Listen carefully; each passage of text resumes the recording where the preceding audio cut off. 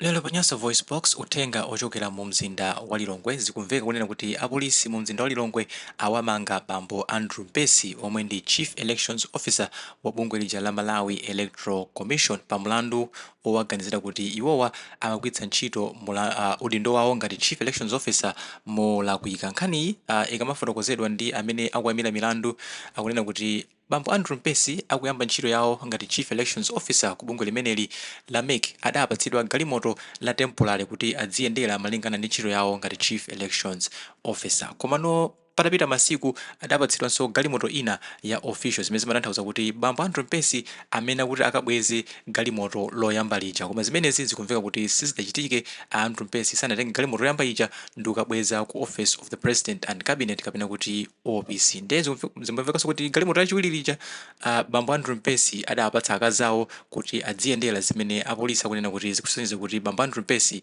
amagwiritsa ntchito udindo wawo molakwika. Mwachidule bambo Andrew Mpesi amasunga galimoto awiri aboma ku nyumba kwawo pamene iwo entitlement yawo imene kuti akhale ndi galimoto limodzi ku nyumba kwawo la Malawi Electoral Commission. Nkhaniyo ndi imeneyo pakali pano, the story is still developing, ndeti dzimva kuti mulandu upanga progress bwanji, koma apolisi atsimikiza kunena kuti bambo Andrew Mpesi akuyembekezereka kuti iwo ndithu akalowe mu koti powazenga mulandu ogwiritsa ntchito udindo wawo molakwika. Ndi mutu za mgenzi wanu in the comment section below pompano pa Nyasa Voice Box.